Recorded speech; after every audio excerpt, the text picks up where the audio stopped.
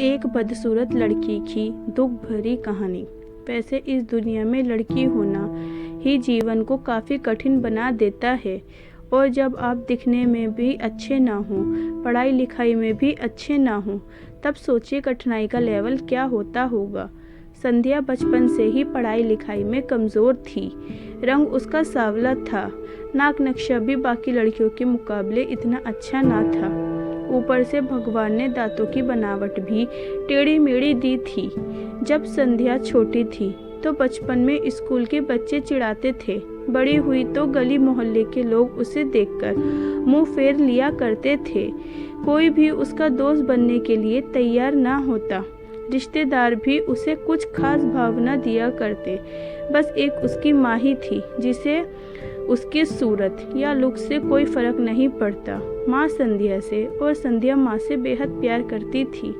जब कोई उसे डफर बोल देता या कोई उसे बदसूरत बोल देता, जब संध्या को शादी के लिए देखने आए लोग उसे बिना पसंद किए लौट जाते, यहाँ तक कि जब उसके खुद के पापा ही उसे मनहूस बोल देते, तब माँ ही तो थी जो उसे समझाती थी कि लोगों के बोलने से कुछ नहीं होता, तू तो मेरी प्यारी बेटी है। एक दिन संध्या को देखने लड़के वाले आए। संध्या को कोई जल्दी से पसंद नहीं करता।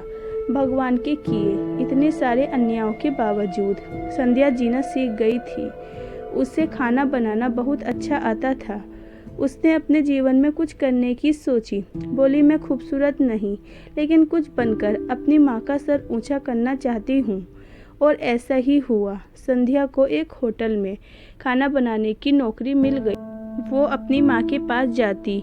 उससे पहले उसने देखा कि उसके घर में कुछ लोग आए हुए हैं जो संध्या के माता पिता ने बुला रखे थे। संध्या ने जाते ही बिना कुछ सुने उन रिश्ते देखने आए लोगों को साफ इनकार कर दिया और घर से जाने को बोल दिया। ये सब देखकर संध्या की माँ को बहुत गुस्सा आया और संध्या को बोल दिया। गुस्से में माँ बोलते बोलते इतना कुछ बोल गई कि संध्या ने कभी सोचा नहीं होगा। माँ ने कहा, बाकी सभी लोग सही थे, तुम सच में मनहूस हो। तुम्हारी वजह से हर कोई परेशान है। अच्छा होता जो तुम पैदा होते ही मर जाती, ये दिन ना देखना पड़ता हमें। संध्या माँ की बातें किसी पत्थर की मूरत की तरह सुन रही थी। पत्थर की ऐसी मूरत जिसके शरीर में तो जान ना हो, लेकिन आंखों से आंसुओं की धारा बह रही हो। संध्या ने माँ से पूछा, माँ क्या सच में तुम भी चाहती हो कि मैं मर जाऊं? क्या इतनी बुरी हूँ मैं माँ? अभी भी गुस्सा सर पर सवार होने की वजह से माँ ने कह दिया, हाँ। बिना एक पल भी सोचे संध्या सीधा अपने कमरे में जाकर कमरा अंदर से बंद कर लिया था। 1-2 मिनट बाद गुस्सा थोड़ा शांत होने पर माँ को अपनी गलती का एहसास हुआ तो संध्या के रूम में की तरफ गई। उन्हें पता चला कि संध्या रूम के अंदर से बंद कर लिया है। गुस्से में कुछ कर ना ले, इसलिए माँ ने तुरंत पापा को इस बात की खबर दी। दोनों ने काफ़ी दरवाज़ा खोलने की कोशिश की, लेकिन जब नाकामयाब रहे तो दरवाज़ा तोड़ दिया। अपने स्कार्फ से फांसी का फंदा तैयार कर संध्या पंखे से लटक रही थी।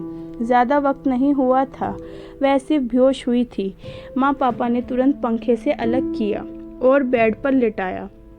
पापा ने तुरंत डॉक्टर को फ़ोन किया।